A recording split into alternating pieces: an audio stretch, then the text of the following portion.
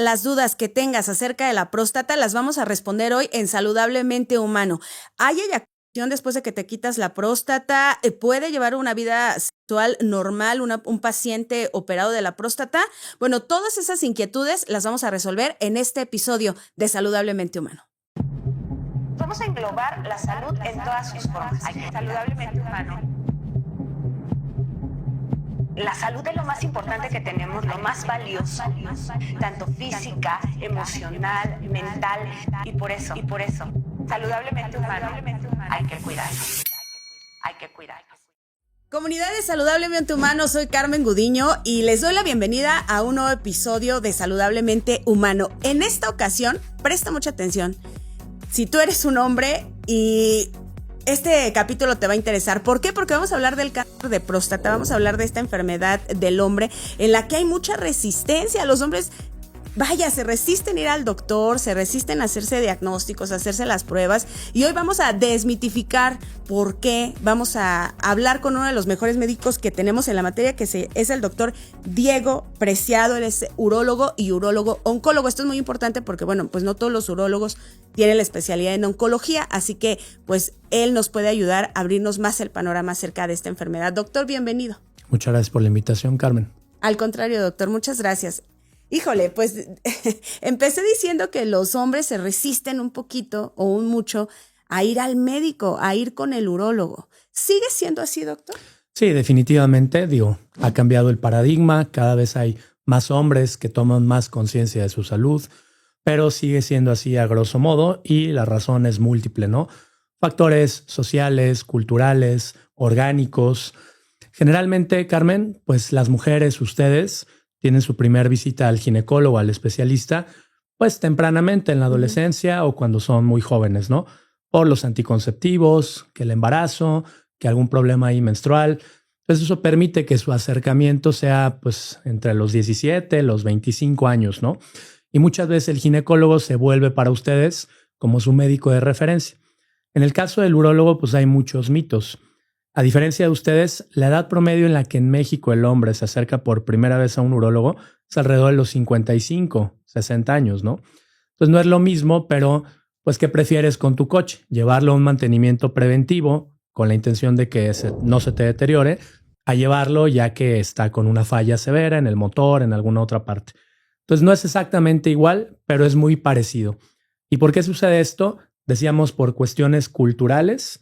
De entrada, los hombres tenemos esta figura protectora, proveedora, fuerte. ¿Cómo voy a ir al médico si eso es para débiles, si yo me siento bien? Y mucho menos a una especialidad que a lo mejor implica que me revisen con el dedo en el ano, ¿no? Uh-huh. Entonces hay muchos estigmas al respecto que hacen que la atención sea a veces tardía. Y en medicina tenemos varios dichos. Uno de ellos es que entre más temprano te diagnostiquemos, más fácil es que te curemos. Si llegas tardíamente, ya las opciones son limitadas, ya son tratamientos más con una intención paliativa.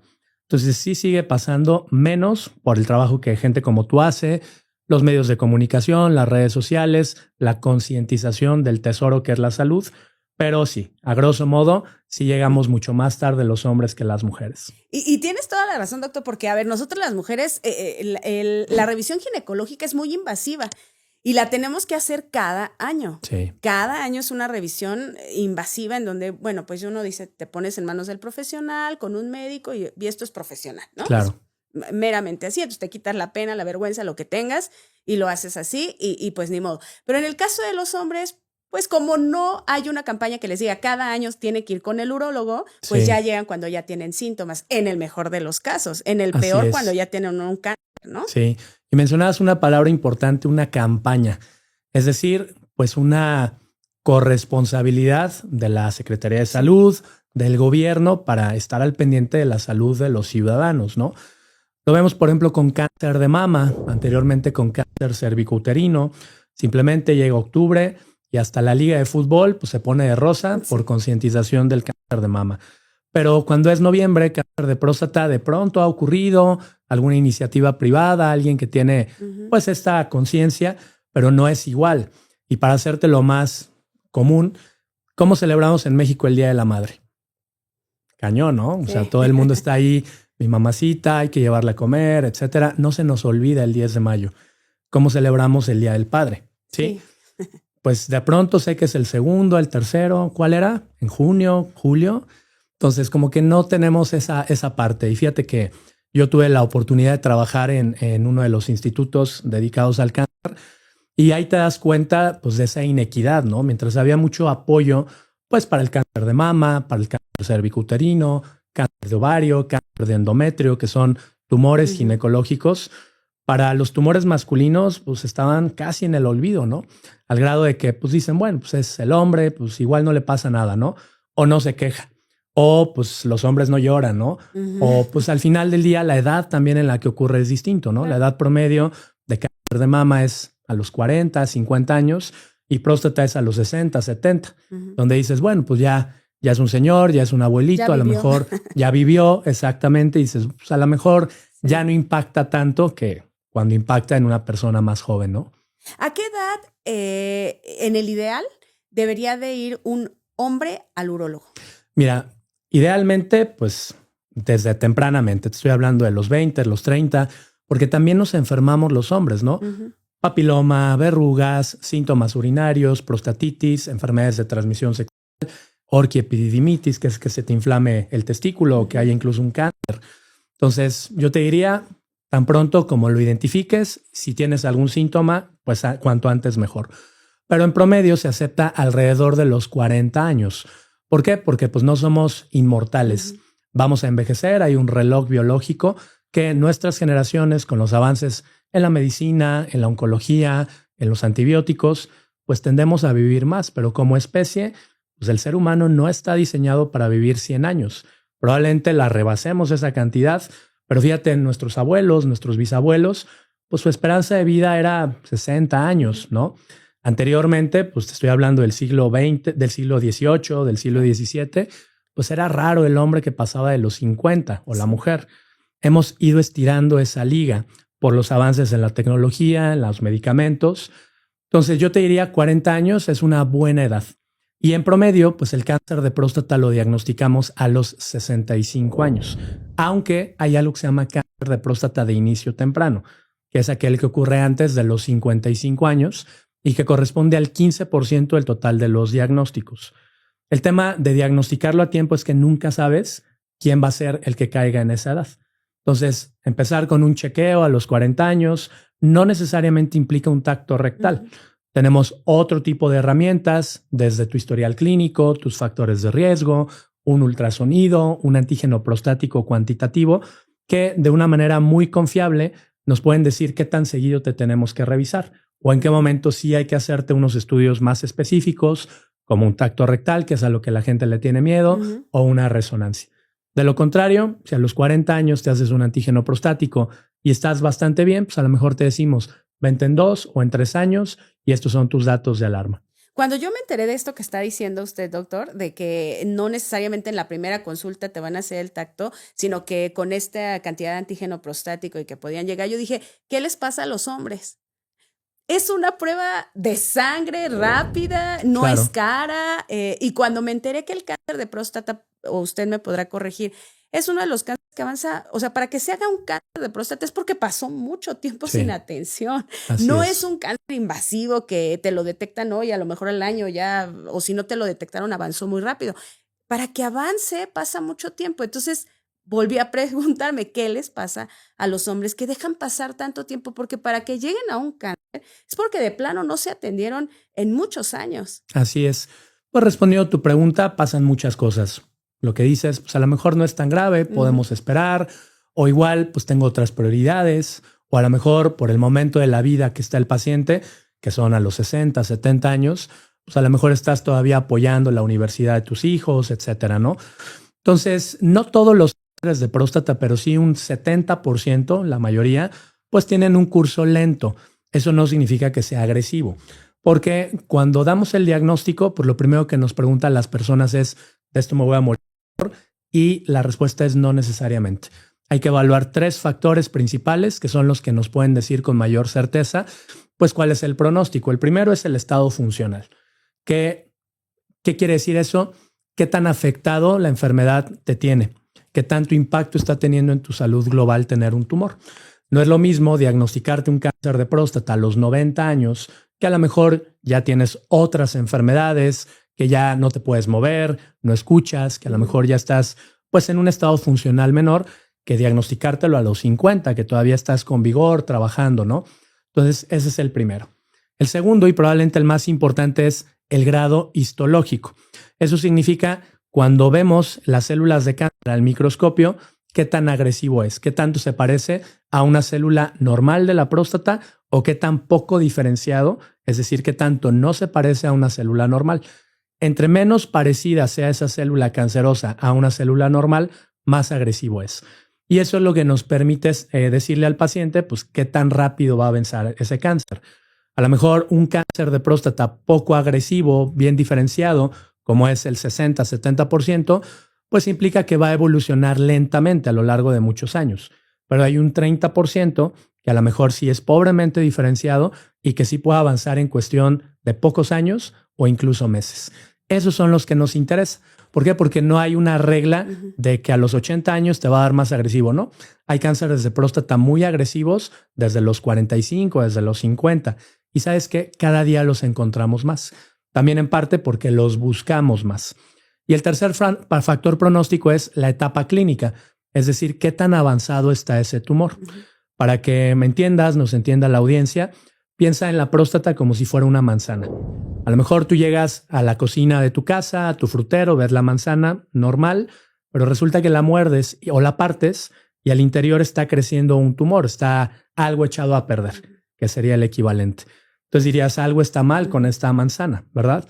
Cuando encontramos al paciente en esta etapa que el tumor que lo echado a perder está limitado al órgano, eso es una etapa 1.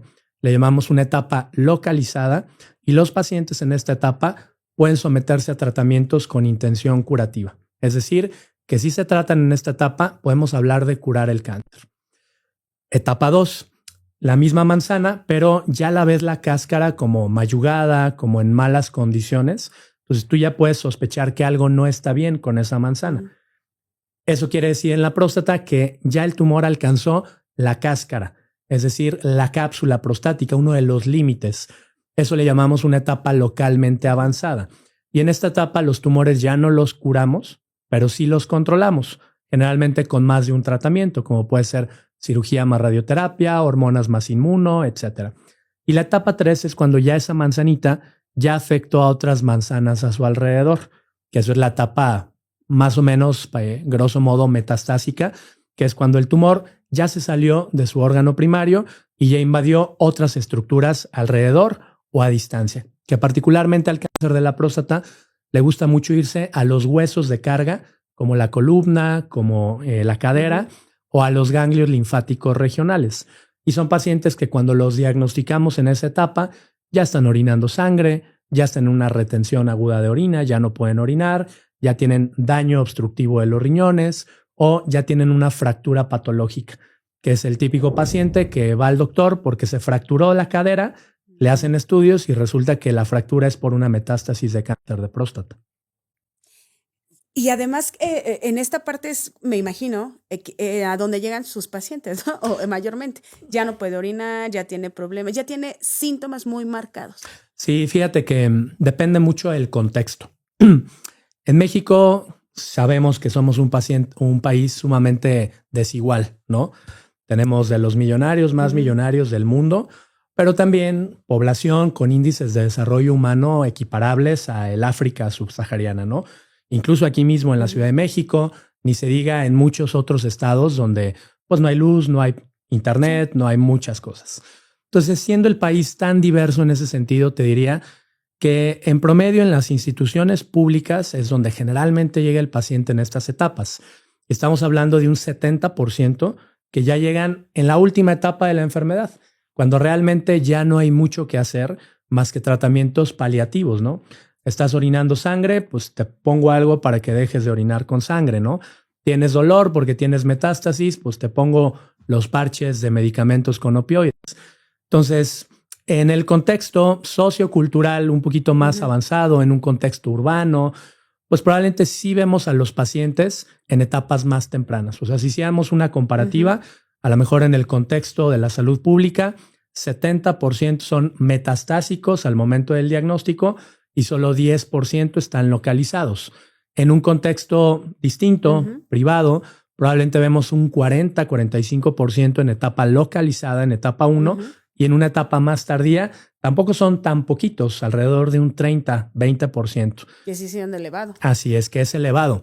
Si hiciéramos esta comparativa con otros países, por ejemplo, los países más desarrollados que tienen campañas de diagnóstico oportuno, por ejemplo, Europa del Norte, los nórdicos, ellos metastásicos tienen menos del 3% al momento del diagnóstico. Qué maravilla, ¿no? Imagínate. Sí. Mientras que la gran mayoría, estamos hablando de un 85-90%, los agarran en etapa 1. Y tiene que ver con políticas de atención en salud pública, incluso con la concientización del mismo paciente, ¿no? Si yo sé que a lo mejor el Estado no se va a hacer cargo de mi salud en mayor o en menor medida, entonces debo buscar yo por cuenta propia qué hacer. Y te voy a contar un ejemplo. Algunos de estos países lo que hacen es, pues, monitorizarte, pues, a lo mejor con tus impuestos, ¿no? Que nadie nos salvamos de eso. O sea, cada mes, cada año, tú tienes que presentar un seguimiento, una comunicación con la autoridad, pues para que estemos en equilibrio, ¿no? ¿Sabes qué? Yo tengo que contribuir, me pagas, te busco, ¿no? ¿Por qué no hacemos eso con salud? Sí. Pues eso lo hacen en ese tipo de economías, ¿no? Te buscan desde los 40, oye, así como te busco para que me pagues los impuestos, pues te busco para preguntarte, ¿ya te hiciste tus estudios? Te hago una invitación, te explico por qué, cuál es la concientización y el valor al respecto, ¿no? Acá, pues no lo hacemos de esa manera. Hay una corresponsabilidad, por una parte, del sistema, pero también propia.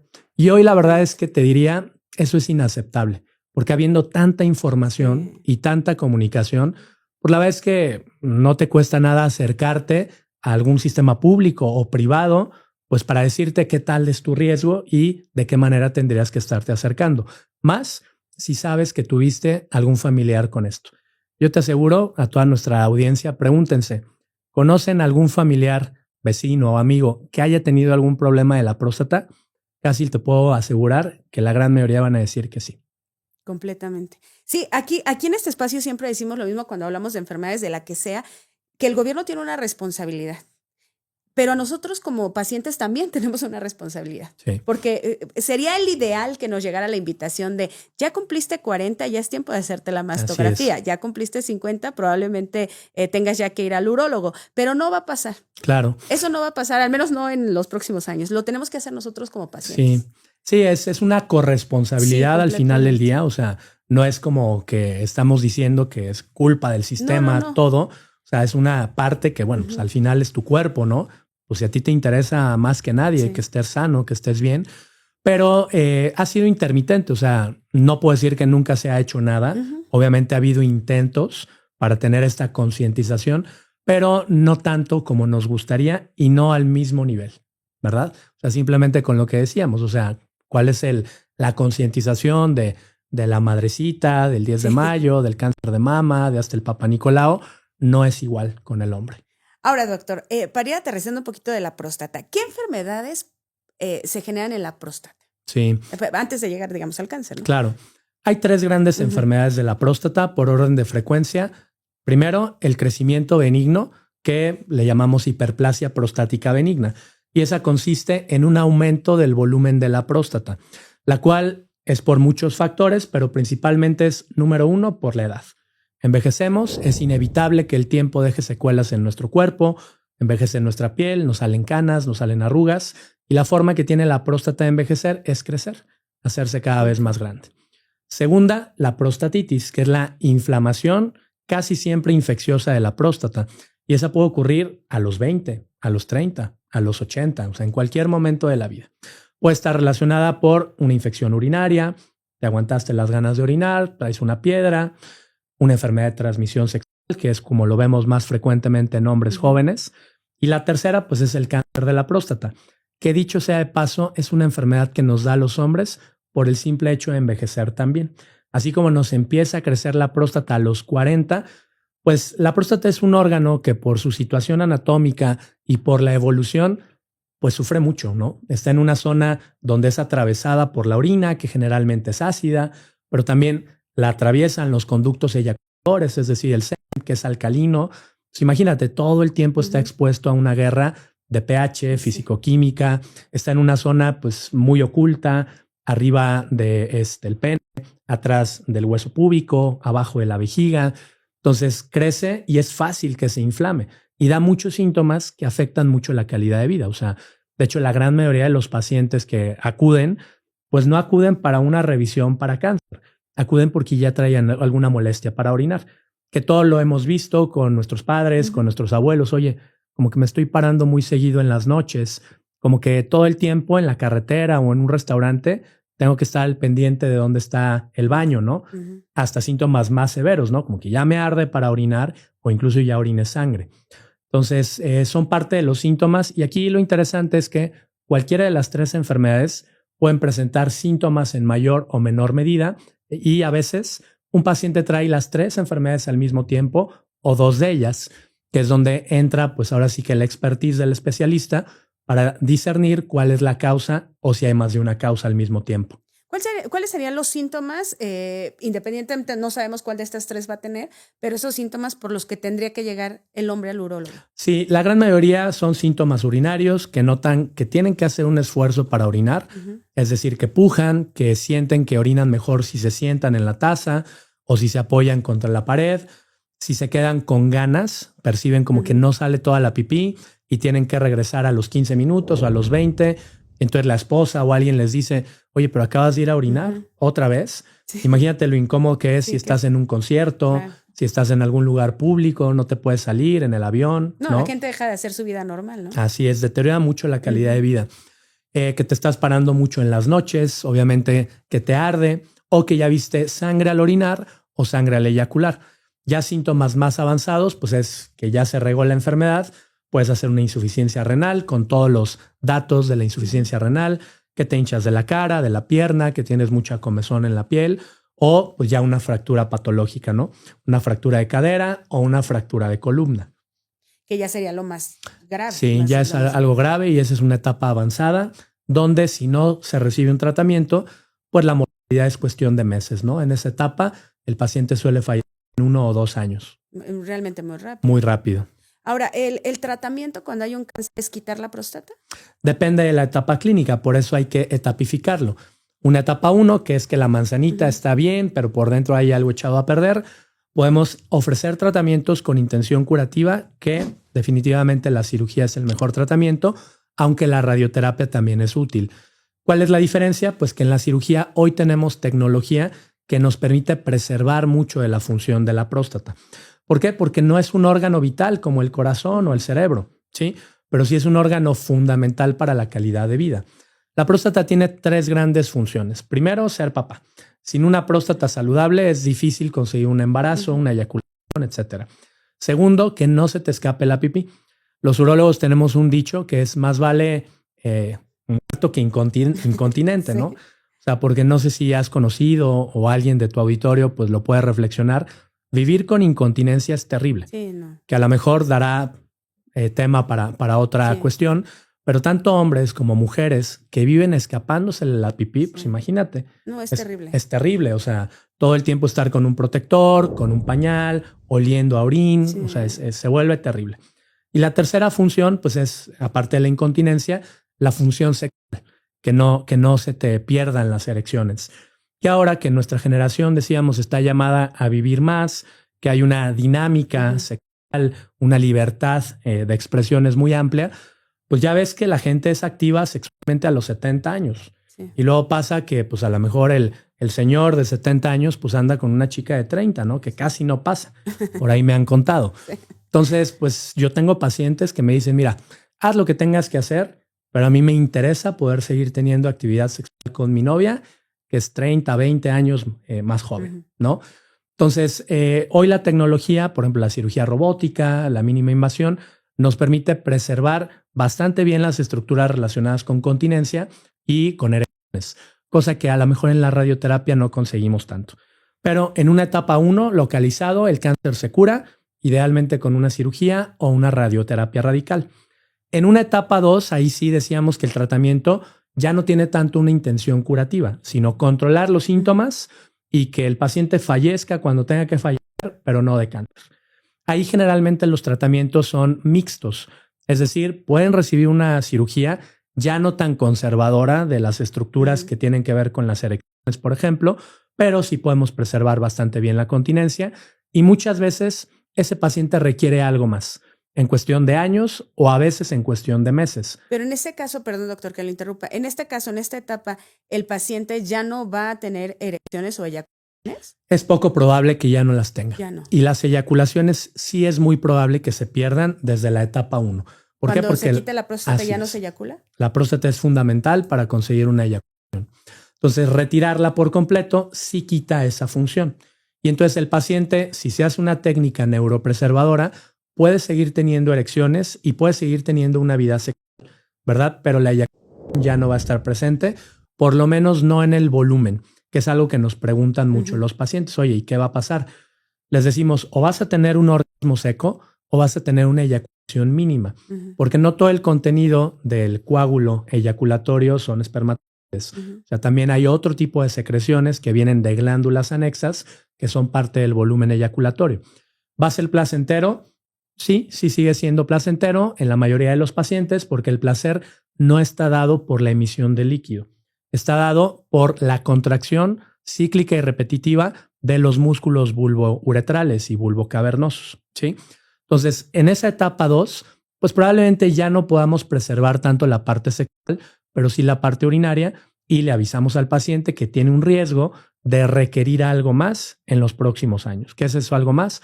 Pueden ser hormonas, puede ser radioterapia. Y ya en una etapa 3, en la cual ya hay cáncer en los huesos, en los ganglios, pues ni modo que te quiten los huesos de la columna, ¿no? Ya es poco probable que el paciente pueda tener una cirugía con intención curativa. Puede tener una cirugía con intención paliativa, pues para que orine mejor, para controlar el sangrado, pero generalmente en esa etapa ya los tratamientos son hormonoterapias de primera o segunda generación, quimioterapias o inmunoterapias, que son tratamientos más novedosos para que el paciente pueda vivir más y mejor. Y tener una mejor calidad de vida, como usted nos compartía. Entre más rápido se detecte, más fácil es para ustedes como médicos ayudarnos a curarnos. Así es, la calidad de vida es fundamental en cualquier enfermedad. Hay veces que no evaluamos las consecuencias que los tratamientos pueden tener. O sea, hay gente que te dice, pues quiero seguir viviendo, pero ¿a qué costo, no? Que se te escape todo el tiempo la pipí, que a lo mejor vivas todo el tiempo con bochornos. Entonces, hoy lo que buscamos es hacer una medicina personalizada, como debe ser siempre. O sea, no es una receta de cocina, ¿no? Que a todos los pacientes les toca cirugía o que a todos los pacientes les toca hormonas. Es con base en tu contexto, en tus comorbilidades, en tu edad, en tu esperanza de vida, cuáles son los tratamientos que son más eficientes para que vivas más, pero también aquellos que son mejores para ti, para preservar tu calidad de vida. En esta etapa 2, cuando ya al hombre se le tiene que quitar la próstata, ¿en qué edad más o menos está? ¿Entre los 65? En promedio 65, 70 años. Si nos ajustamos a lo que decíamos que cada vez vamos a vivir más y vivir mejor, por muchas razones, porque los medicamentos son más eficientes, porque hay más conciencia en salud, porque ya la gente también se cuida en qué come, está dejando el cigarro, el alcohol, etcétera. Yo te puedo decir que hemos operado pacientes de 80, 85 años. Tengo un paciente que operamos hace un par de meses, 95 años, en su edad cronológica, pero que en su edad biológica se ve 20, 25 años más joven, que también eso es importante. Igual es motivo para otro podcast, todo lo que tiene que ver con el inflammaging, o sea, cómo hay gente que tiene cierta edad cronológica, pero que se ve más grande o más pequeña, ¿no? Y todos conocemos a alguien de 60 años que dices, qué bárbaro, te ves de 45, ¿no? Por ahí los... Pero hay cómo lograr eso, ¿no? Hábitos, disciplina, etcétera. Y gente que al revés, a lo mejor tiene 45, pero se ve de 60. Sí, okay. Entonces, algo te está diciendo eso. Cómo está su salud biológica también de fondo, ¿no? Ahora, en el caso de las mujeres, nos dicen a nosotras que para que cuando lleguemos a la menopausia, perimenopausia, desde muy chiquitas tenemos que llevar este estilo de vida saludable, cuidarnos. En el caso de los hombres, ¿implicaría también que desde muy niños se cuiden para que al llegar a los 65 no tengan un problema con la próstata? Definitivamente. La próstata crece por la edad, eso es inevitable. Crece por cuestiones hereditarias. Si tu papá, si tu abuelo tuvo problemas de la próstata, pues somos copias de ellos, nos parecemos a ellos, es altamente probable que tú también lo padezcas. Y obviamente el estilo de vida, que es lo que llamamos epigenética. ¿Qué le metes a tu cuerpo? ¿Qué comes? No es lo mismo llevar pues una dieta lo más natural posible, basada en plantas, a una dieta inflamatoria, llena de grasas, de productos procesados, tus hábitos de movilidad, de ejercicio, ¿no? ¿Qué tanto te mueves? ¿Qué tanto reserva cardiovascular tienes? ¿Tu VO2 max? ¿Cómo está tu frecuencia cardíaca en reposo? ¿Qué tanto soporta tu corazón? ¿Qué tanta masa muscular cuidas? ¿Cuál es tu porcentaje de grasa corporal, no? Obviamente tu sueño, que probablemente es de los hábitos más importantes de la salud, el que menos cuidamos. ¿Por qué? Sí. Porque tú puedes a lo mejor dormir 4 horas y te sientes muy contento, ¿no? Por ahí dicen, dormir menos es vivir más, y eso es un error. Sí. O sea, es durante el sueño que tu cuerpo se repara. O sea, hay células cancerígenas que están creciendo todos los días, pero que si tú duermes 7, 8 horas, tu sistema inmunológico las va a detectar y las va a eliminar. Pero si duermes 3, 4, estás estresado todo el tiempo, consumes alcohol, fumas, pues obviamente esa reserva orgánica que probablemente tu cuerpo tenía el potencial de vivir 100 años, ¿sí? Pues a lo mejor lo estás acortando a 60, ¿no? Y eso está bien estudiado molecularmente, entre otras cosas, en una parte de la célula del núcleo, que son los telómeros, que es una estructura que se va acortando con la edad. Entonces ya hay tecnología para saber qué edad tienen tus telómeros y predecir cuántos años vas a poder vivir. Y eso sí lo podemos estirar con el estilo de vida, ¿no? 4 cosas muy sencillas. Come bien, cantidad, calidad, orden, horarios de tus alimentos. Duerme bien, al menos 7 horas continuas, constantes. Eso de roncar no es algo saludable.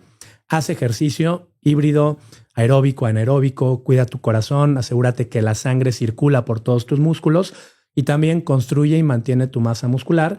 Y el cuarto y no menos importante, pues maneja el estrés, ¿no? O sea, que es difícil viviendo en las ciudades, con los horarios, con los pendientes, o sea, donde tenemos el sistema nervioso simpático completamente prendido todo el día. Y es importante la relajación, es importante bajarle a los decibeles, tener actividades recreativas, el aburrimiento es importante también, ¿no? Yo le digo a los pacientes, pues fíjate cómo la cebra está ahí en la sabana. Sí. A lo mejor del 100% de su vida, solamente el 2% sube el estrés, sí, que es el momento que tiene que correr para escapar del león, ¿no? Pero nosotros, que biológicamente somos así, desde 100%, pues probablemente la mitad estamos, a lo mejor ya no hay un león que te persigue, pero pues el equivalente de león, pues es el tráfico o es el trabajo. Jefe. Exactamente. Entonces, tan importante como comer, dormir y hacer ejercicio es cuidar tu salud mental y emocional, y que puedas estar en momentos, sí es muy bueno estar estresado, pero también es fundamental aprender a descansar, tener actividades recreativas, tener un sentido de pertenencia a una comunidad, a una familia, ¿no? Las personas más longevas cumplen todos esos requisitos, ¿no? Que también es importante, y desde luego en próstata pues es un ejemplo más. Sí, los abuelitos que siempre están como de en calma, sí, como que se está incendiando el mundo y ellos manejan sí, muy bien la calma. Así es, digo, todos tenemos a alguien que admiramos, como sí, lo que te decía, que decía, híjole, o sea, hay gente que dice, no, pues yo no quiero vivir 100 años, pero ¿y si sí? Ahora que está eso, sí, y si los vives, ¿cómo los quieres vivir? Sí. Los últimos 10 años con demencia, postrado en una cama, que eso sí lo puedes controlar con tu estilo de vida, con tu alimentación, ¿no? ¿Qué tantas toxinas que te inflaman o que incrementan tu riesgo cancerígeno estás consumiendo, verdad? ¿A qué tanto te cuidas? Eso está cambiando, y gracias en buena medida pues a ustedes, los medios de comunicación, que han concientizado. O sea, tú ves las generaciones más jóvenes y sí tienen como esta cultura de, ¿sabes qué? Me voy a cuidar más. No, ahora ya vemos a los jóvenes en los gimnasios. Sí. Y yo recuerdo que yo cuando tenía, no sé, 18, 17, que le dije a mamá que me quería inscribir al gimnasio, me dijo, ¿cómo crees? Te vas a hacer como hombre. Sí, es parte sí, de los sesgos y de las cosas que van cambiando, ¿no? Y sobre todo esta concientización.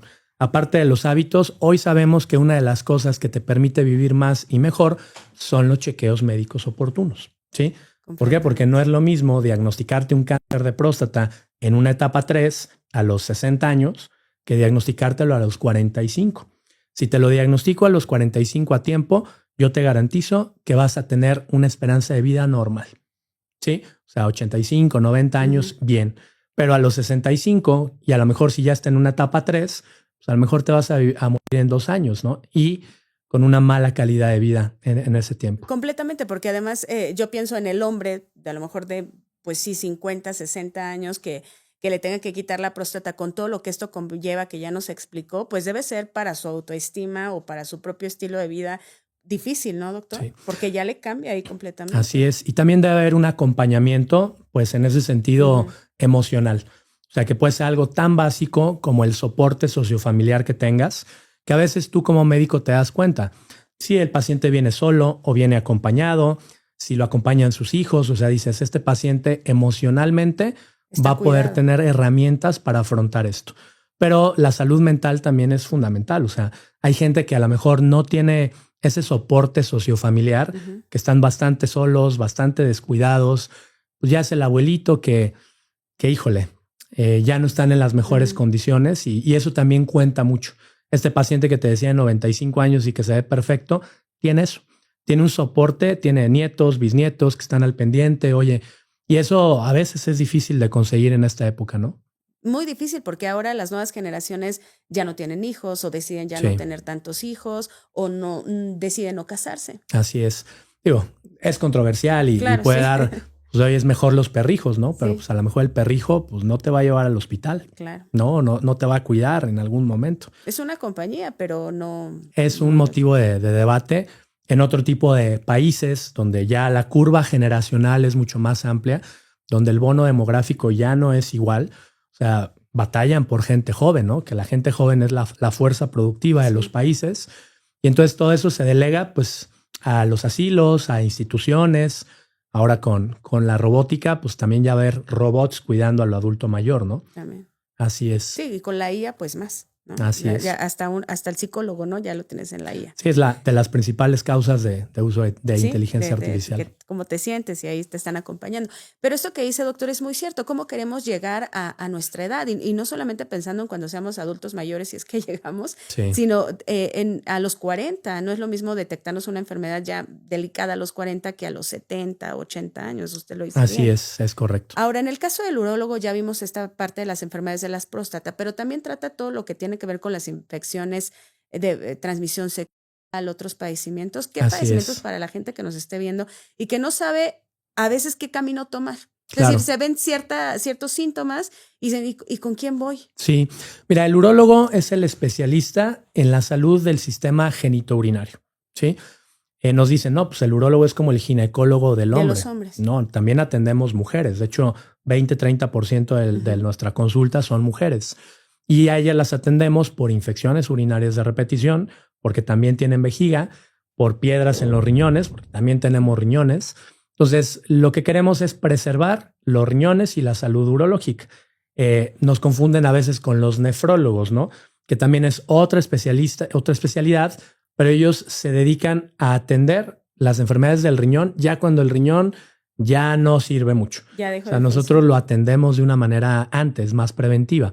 Entonces, de las enfermedades más comunes, pues son todo lo que tenga que ver con la próstata, que ya decíamos, crecimiento benigno, prostatitis, cáncer de próstata, pero también atendemos piedras en el sistema urinario, infecciones urinarias, que tenemos que investigar cuál es la causa, alguna malformación, algún prolapso del piso pélvico, qué pasa en las mujeres, ¿no? Que se les cayó la vejiga, por ejemplo. Atendemos cuestiones relacionadas con los genitales, ahí sí más del varón, ¿no? Verrugas, enfermedades de transmisión sexual, la sífilis, la gonorrea, que también tienen algunas consecuencias. Y obviamente toda la esfera sexual, como pues las disfunciones eréctiles. Apenas en nuestro episodio anterior hablábamos del VPH, le compartía, y decía el médico que cuando la mujer va a hacerse el papanicolau, la colposcopía, y detectaba alguna situación de VPH, revisaba al hombre, pero entonces el hombre, dice, llega al especialista a través de una mujer, o sea, porque la mujer es la que dijo, bueno, pues también tú revísate porque pues tú tienes algo. Eso tendríamos que irlo cambiando, ¿no, doctor? Sí, es parte de lo que buscamos con la difusión de la información, porque al final la salud sexual cuenta mucho, ¿no? Y en las mujeres puede acabar en un cáncer. Entonces sí, en el caso del hombre, muchas veces por la anatomía, este mecanismo de la llave y la cerradura, donde el pene es la llave, la vagina es la cerradura, por así decirlo, muchas veces los hombres somos quienes más contagiamos a las mujeres. y la mujer no se da cuenta a menos que vaya oportunamente al ginecólogo, que se haga su papá Nicolau, y ahí pues nos dicen, ¿sabes qué? Pues ya traes una displasia grado 3 y hay que quitarte el útero.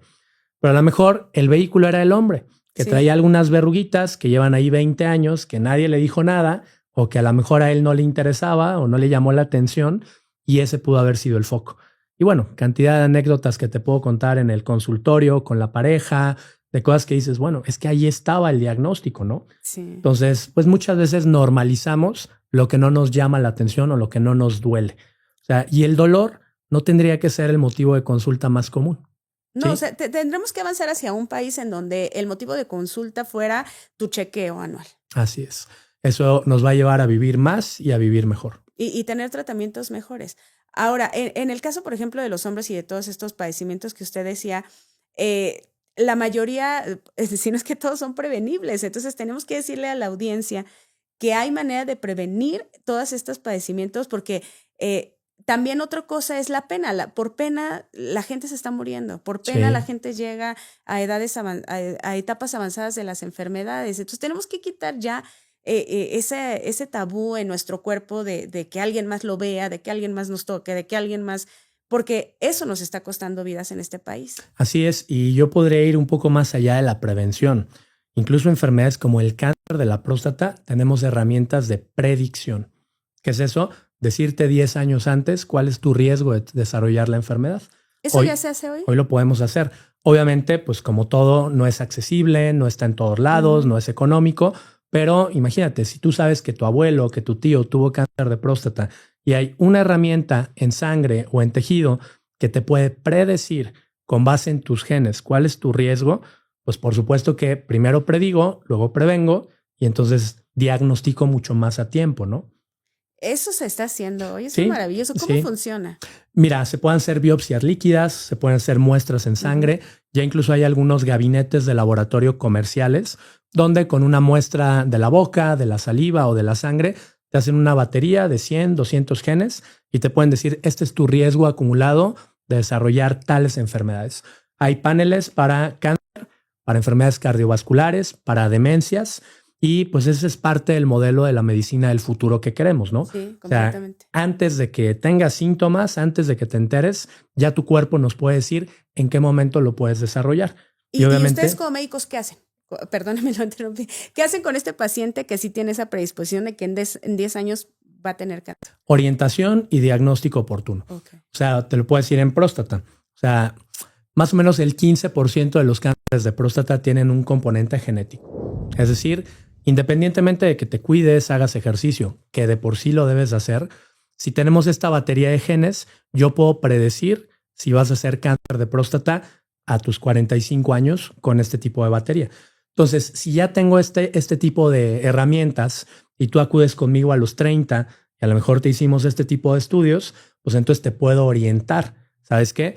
Pues si en vez de que te haga el antígeno prostático a los 40, pues a lo mejor desde los 38, ¿no? Okay. Si a lo mejor te iba a hacer una resonancia a los 50, pues a lo mejor desde los 42 ya la vamos haciendo.